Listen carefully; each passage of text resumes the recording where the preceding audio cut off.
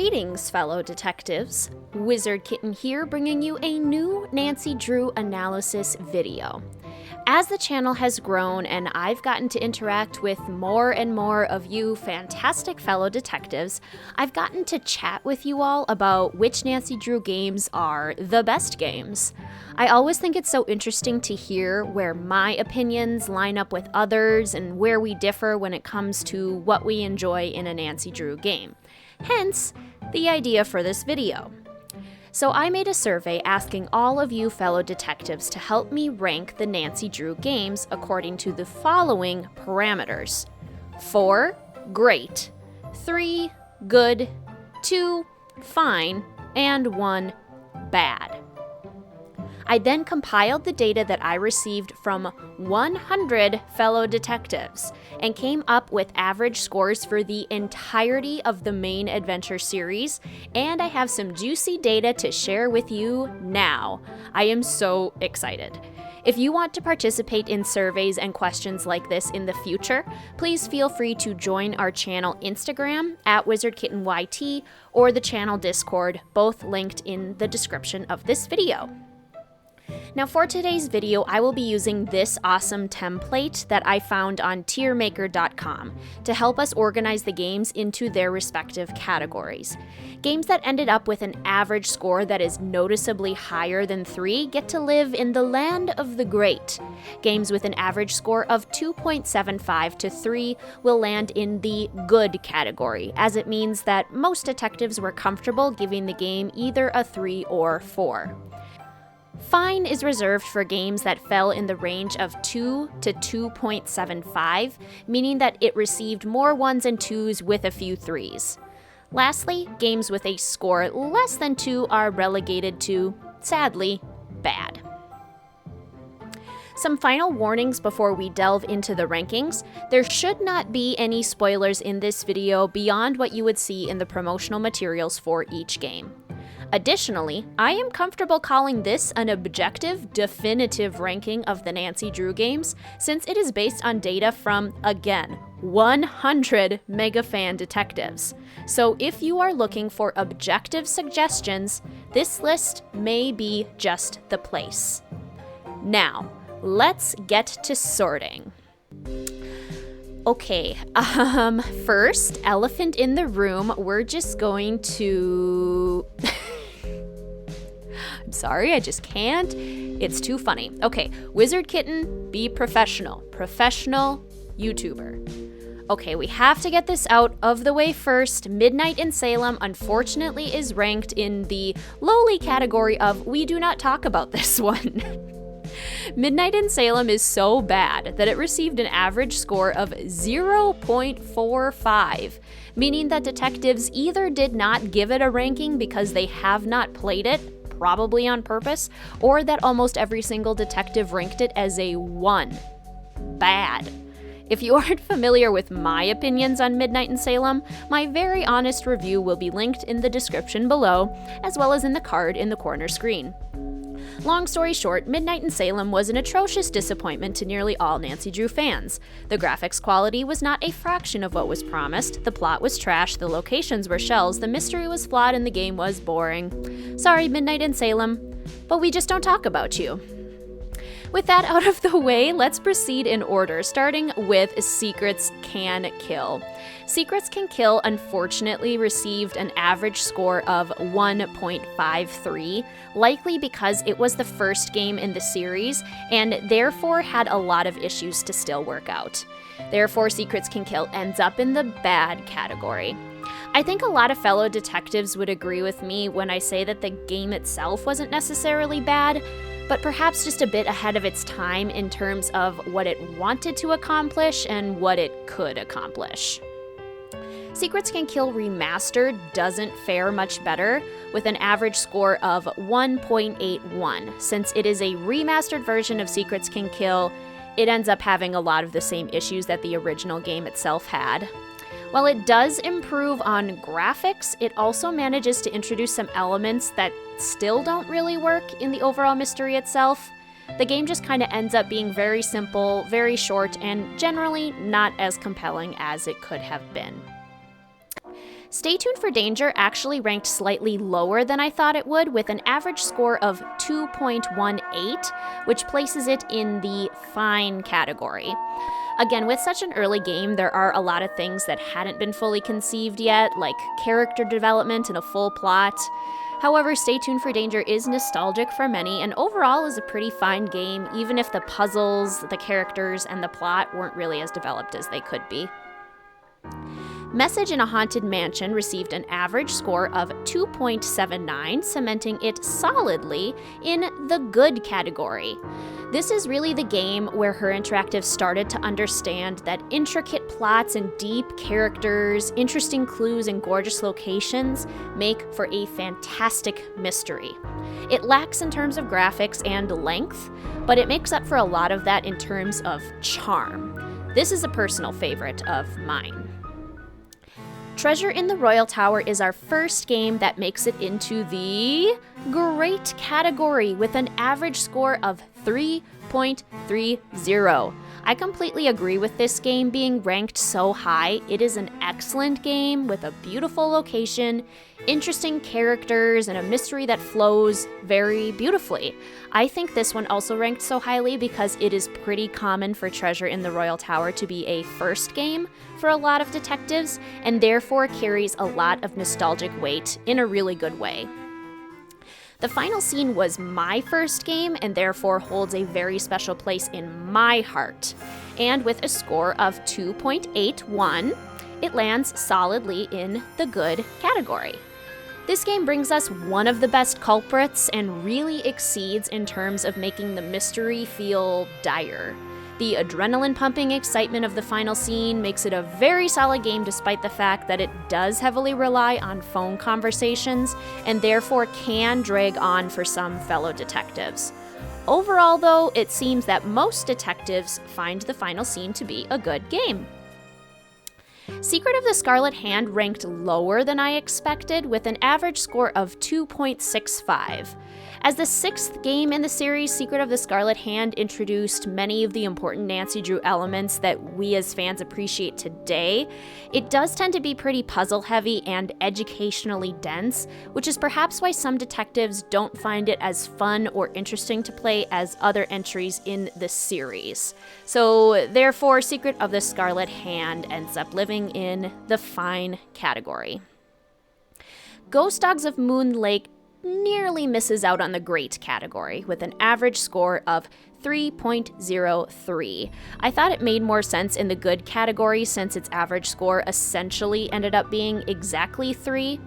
So while this is one of my personal favorites, I can understand why it just misses out on the great category, likely because of the lack of characters, or perhaps the overall lack of depth in that this mystery is shorter and a bit more simple than others. Still though, a very good mystery.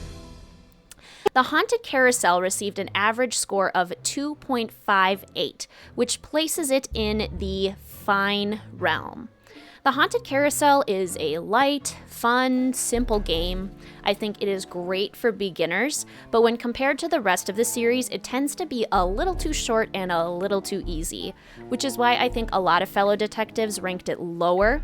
It does have some fun elements in terms of characters and location, but they weren't quite as fleshed out as the characters and locations in other Nancy Drew games. Danger on Deception Island, similarly to Ghost Dogs of Moon Lake, received a score of 3.02, just narrowly missing out on the great category, because its average score more closely mirrors the good category. I think Danger on Deception Island excels in terms of vibe. The mood of the entire game is always spot on. It has wonderful characters, beautiful locations, and honestly, the best phone characters out of any Nancy Drew game. But it doesn't necessarily have that energy that propels it into feeling like a very exciting or dramatic game. Overall, I personally love this game, and I agree that it's a very good game. Secret of Shadow Ranch is next on our list, and it just so happens to be the most highly ranked game out of them all, with an average score of 3.42. I can definitely understand why this game was ranked as the best according to our fellow detectives. It has an amazing plot that links in effortlessly with a historical subplot. It has memorable characters that are so fun to interact with. The locations feel so real and are beautifully designed, and the clues and the mystery itself come together in such a beautiful way. It's really just an excellent game and definitely deserves to be in the great category. Curse of Blackmore Manor also received a high enough score to end up in the great category with an average score of 3.18. I was happy to see this because I personally love Curse of Blackmore Manor. I think the location is beautiful and one of the most marvelously designed locations in the entire series. The way the puzzles interact with the plot itself is ingenious, and the characters are a lot of fun to talk to. They're very memorable. I was worried that the heavy puzzles and the difficulty of this game would pull it down, but I'm happy to see that most fellow detectives agree with me in that this is a great game. Secret of the Old Clock received just enough points to still land in the good category, with an average score of 2.78. Secret of the Old Clock is unique to the Nancy Drew series in that it is the only game that does not take place in modern times. I think the concept was unique, the music and the vibe were spot on, but the plot and the puzzles and the execution of the town left a bit to be desired. I do think this game still deserves its spot in the good category because it is a really cool celebration of Nancy Drew and her history, and it gives us something fun and new in the series that we haven't had before or since. Last Train to Blue Moon Canyon was the second most highly ranked game on our list, with an average score of 3.37, placing it solidly in the great category. This was not really a surprise to me, and I agree with all of the fellow detectives. The plot in this game is spectacular. The way that the game transitions from location to location is effortless. We get a huge cast of characters that are also unique and fun to talk to, and the game expertly balances fun and excitement with an overall vibe of exploration, loss, ghosts of the past. It truly is a great game. Danger by Design just narrowly squeaks its way into the good category with an average score of 2.78. I think this is a good mystery and a fun time. The mystery itself has some cool characters, though at least half the cast isn't as memorable as it could have been. The puzzles are okay. The location, honestly though, is probably where this game shines the brightest. I think if the plot had found its direction a bit more neatly, more fellow detectives would have ranked this game higher, but it does still seem that most fellow detectives agree that this game is still a good time and a solid mystery overall.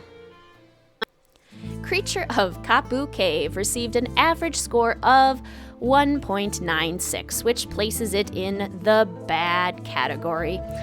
I was not surprised to see this. I do think that Creature of Kappu Cave belongs here. While it is sometimes nice to chill in Hawaii, this game takes that concept a little too far and spends way too much effort on meaningless tasks that do not drive the plot forward and only pad out game time.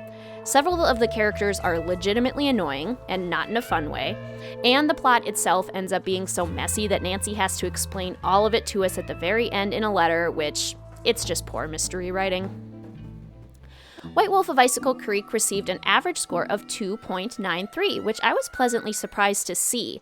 I think this is overall a very successful game. The snowy location is done very well. A lot of the puzzles are fun and manage to balance difficulty with kind of a laid-back, relaxed at a lodge kind of feel. What can sometimes do this game in is the repetition of certain puzzles and the difficulty of certain puzzles. But there is a good number of characters to interact with, the lodge is extremely cozy, and I think this game overall accomplishes what it is going for. It's good. Legend of the Crystal Skull received a lower score than I was expecting, with an average score of 2.73, which places it in the fine category. I personally enjoy this game, and it is one that I go to when I'm in a puzzle mood. However, if you're not in a puzzle mood, this game would be a drag. There are a lot of puzzles, and they do tend to overtake the plot, which actually has some pretty nice elements that perhaps just needed a bit more focus. The characters are mostly quite good, even though there aren't really a lot of them, and it feels like we don't get to talk to them much about anything substantial. It does have some nice elements, but most detectives would label this game as just fine. Phantom of Venice received an average score of 2.80, which places it in the good category.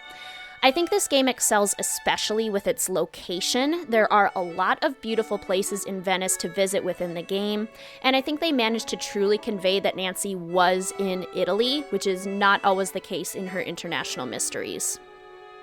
The game does tend to feel a bit surface level to me in that there isn't a great deal of depth within each of the locations, and the mystery itself is largely driven by the Italian police and not by Nancy herself, but overall, this is a good game. Haunting of Castle Malloy very narrowly missed being included in the good category, and with an average score of 2.74 is instead relegated to the realm of the fine games. I think this is where I would expect this game to land when ranked by many fellow detectives. It is extremely puzzle heavy, and a large chunk of the puzzles can be extremely frustrating, which takes away from a lot of the elements that the game actually does very well with, including the music, the location, the vibe, and the exploration. The characters were also a bit lacking, and the mystery itself was pretty meandering, so I think it makes sense that this game landed here. Ransom of the Seven Ships landed right where it belongs in my personal opinion, with an average score of 1.58, which places it in the bad category. This game has recently been removed from the Her Interactive website because of the cultural appropriation and essential blackface of one of the characters. Beyond that obvious problem, the game is just not a good mystery. It is chock full of pointless, frustrating puzzles. The vibe of the game is all wrong. There are literally no suspects beyond the one problematic suspect. And while it is beautifully designed, the locations are basically just pretty shells.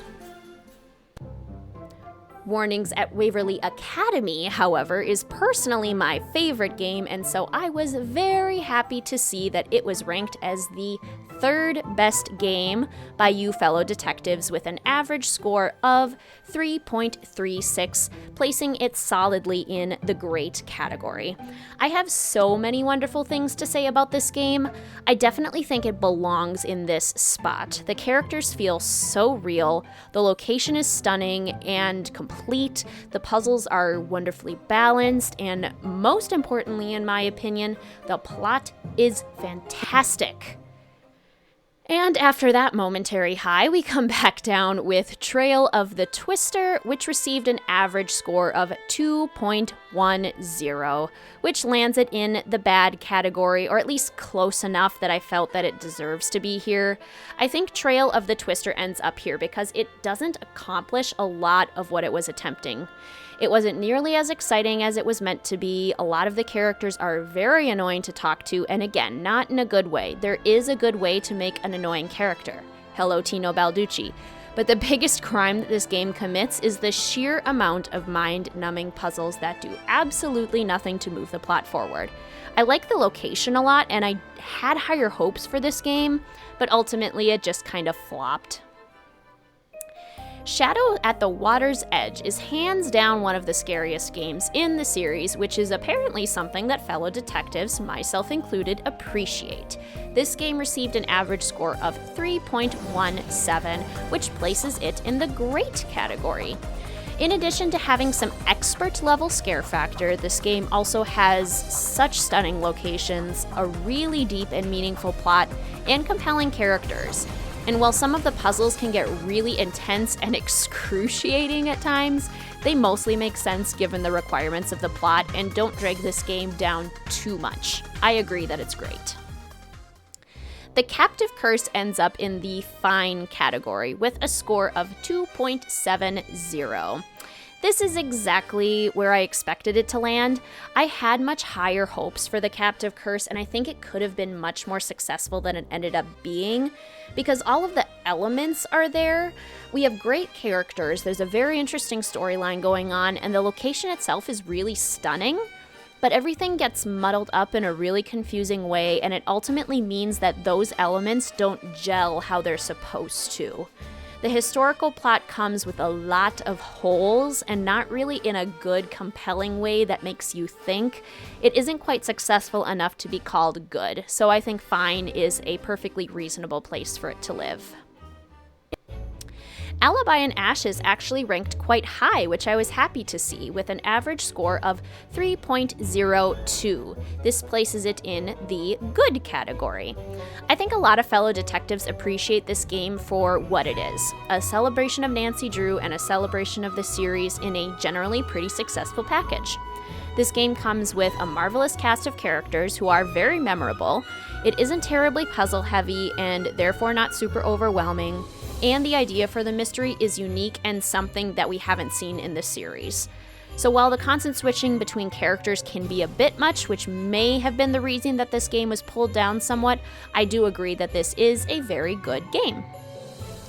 Tomb of the Last Queen is a game that I expected to rank low, but perhaps not quite as low as it did rank. This game received an average score of 2.46, which places it on the low end of the fine category.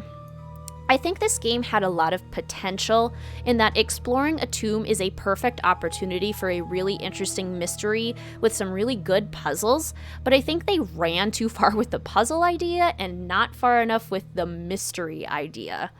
The game ends up having very little depth, it ends up being quite difficult, and with an idea as cliche as mysteries and mummies, they really needed to do something special, which didn't really happen. So this game is just fine.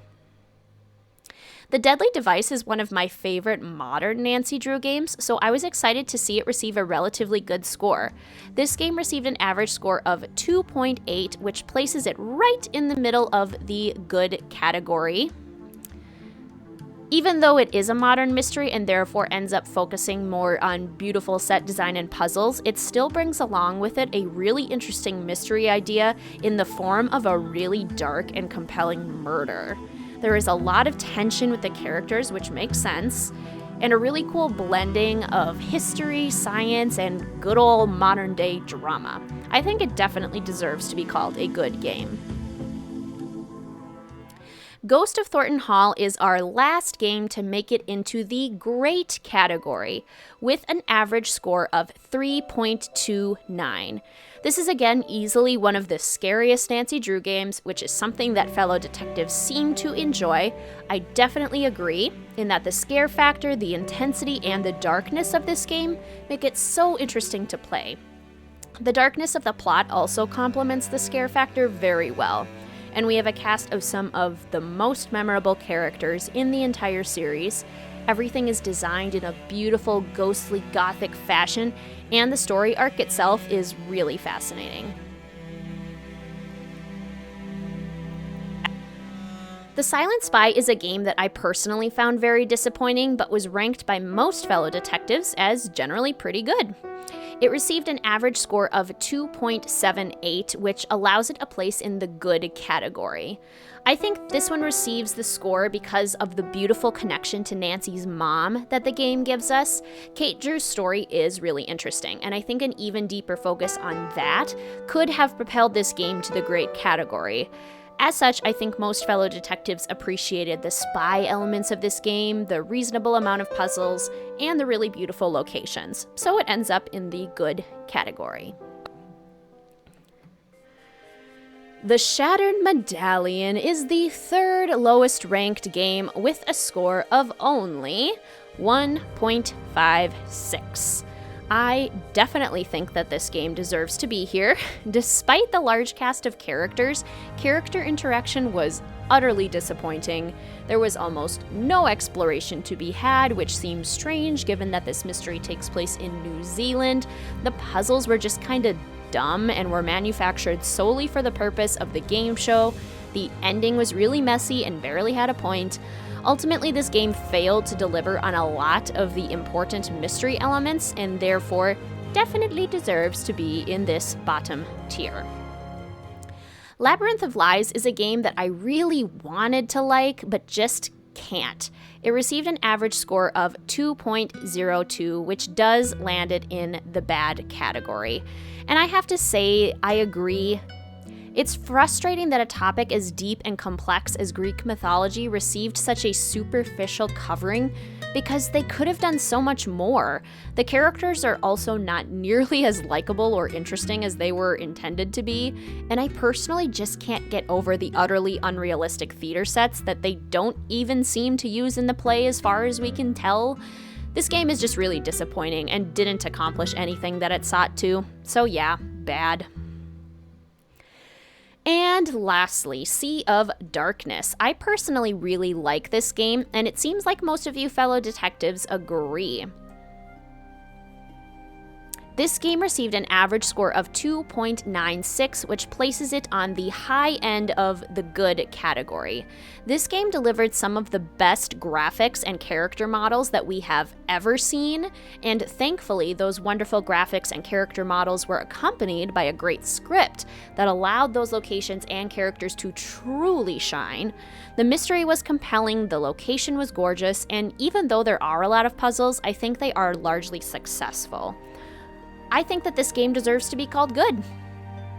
You'll notice on the listing as well, Lights, Camera, Curses, and Resorting to Danger were included on this particular tier maker. I didn't think it was fair to rank those games amongst all of these adventure games because the Nancy Drew Dossier games are much more similar to hidden object mysteries, and they just don't play the same way as the others.